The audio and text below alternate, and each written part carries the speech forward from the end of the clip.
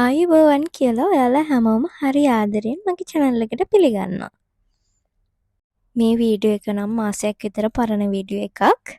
මේ සිකුරාදා දවසක් අපි මේ ලකලෑස්ති වෙලා ඉන්නේ එළියට යන්න.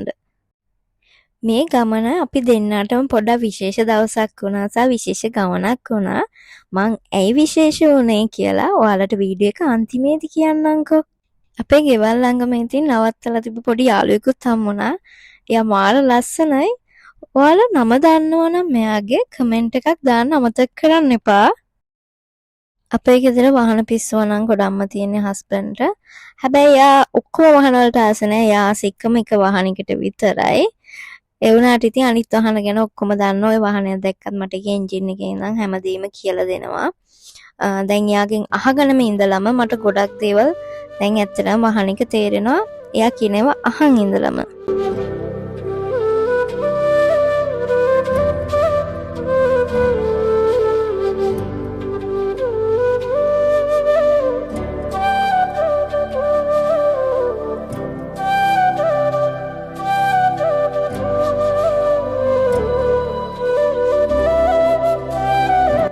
අපි යන තැන තියෙන්නේ මෙහි තියෙන මේන් බස් ස්ටොප් එකක් ළඟ. මෙතන ඉඳන් තමා ගොඩක් වෙලාවට සලාල වලට ඩෝකුම් වලට යන ප්‍රධාන බස් තියෙන්නේ සහ මෙතනින් තමයි අපිට ගන්න පුළුවන් වෙන්නේ. ඉතින් ඒ නිසා අපි චුට්ටක් කී බෝඩ් එකත් බලාගෙන ඒවල ටයිමුත් බලාගෙන ඔන්න අපි ආව තැනට ආවා.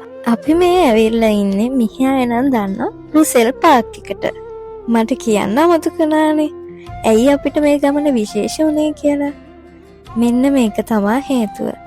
අපි දෙන්න මැරි කරලා දැන් 6 වෙනි අවුරුද්ද යන්නේ. හැබැයි මේ අවුරුදු 6 ඇතුළත කාලෙදිම අපි දෙන්නට කවදාවත් පාක් එකට ගිහිල්ලා කතා කර කර ඉන්න හම්බෙලා නැහැ. ඉතින් මේ තමයි අපි දෙන්නගේ පළමුවෙනි අවස්ථාව පාක් එකට ගිහිල්ලා දෙන්නට දෙන්න කතා කරන්න වෙච්ච. ඉතින් මේ ගමන අපිට ඒ නිසා ගොඩාක් විශේෂ වුණා.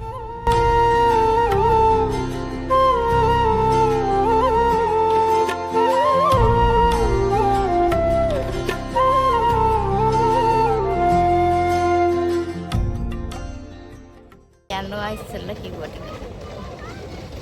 මං මේක පෙරලෙන්නේ නැහැ. මම ෆොටෝ එකක් දාන්න කියන්න කයි හෙල්ලෙන්නේ.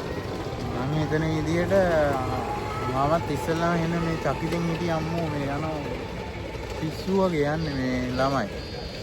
හැබැයි ඊට පස්සේ ටික වෙලා කල්පනා කරපුවම අර පිටිපස්සේ රෝද ඇඩ්ජස්ට්මන්ට් විදියට හදලා දෙන්නේ. එතකොට පෙරලෙන්නේ නැහැ. පෙරලෙන සම්භාවිතය අඩුයි. මට පස්සේ මීටර් ඒ රෝද රොටේට් වෙනවා නේ. ඇඩ්ජස්ට් වෙනවා. එතකොට ඔයා කොච්චර යා කර කොහොම මාරව වෙනාද හැරවුවත් හැන්ඩල් එක මේ ඇඩ්ජස්ට් වෙනවා රෝද.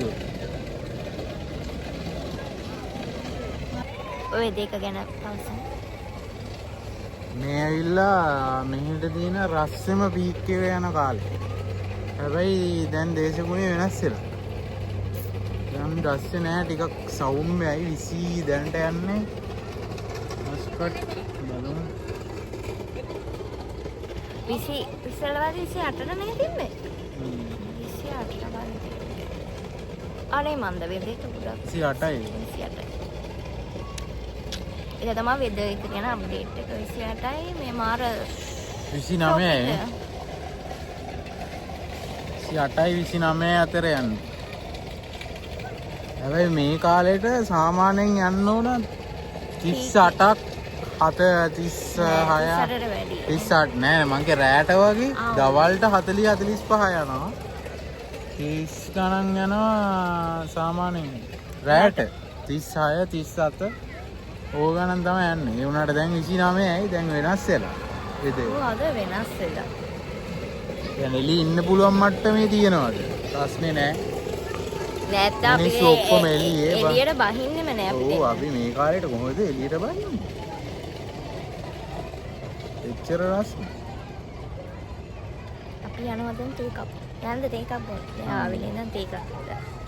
තේ කප් බොන්න.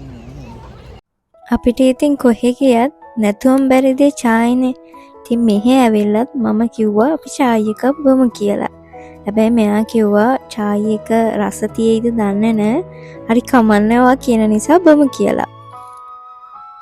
ඇත්තට මේ චායි එක රහ නැහැ.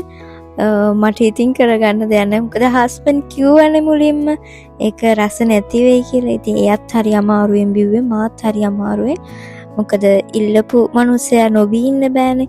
ඒ නිසා මාත් හරි අමාරුවෙන් චායි එක බිව්වා. මේ වගේ රටක ජීවත් වෙන අය දන්නවා කොළ පාට දකින්න තරම් අපිට කැමති වෙන කිසිම දෙයක් නැහැ කියලා. මේ විදිහට හරි අපිට කොළ පාට දකිද්දි අපේ ඇස්වලට පුදුමාකාර සැනසීමක් තමයි දැනෙන්නේ.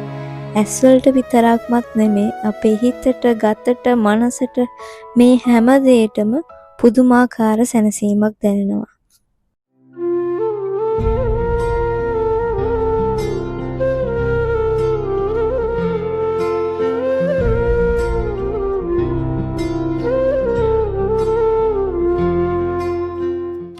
අපේ හස්බන්ඩ් පොඩි යාළුවෙක් හම්බෙලා.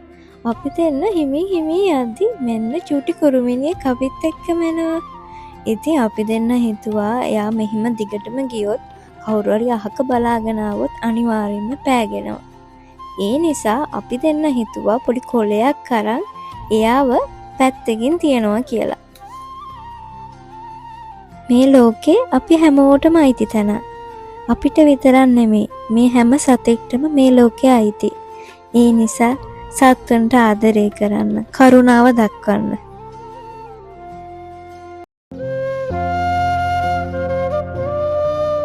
අපිට ජීවිතේ ගොඩක් ලොකු කාලයක් අපිට හම්බෙලා නැහැ. ඒ නිසා ඔයාලා කරන්න බලාගෙන හිටපු දෙයක් තියෙනවා නම් ඒකින් එකක් හරි අත කරන්න. එහෙනම් අදට මං ගිහින් එන්න.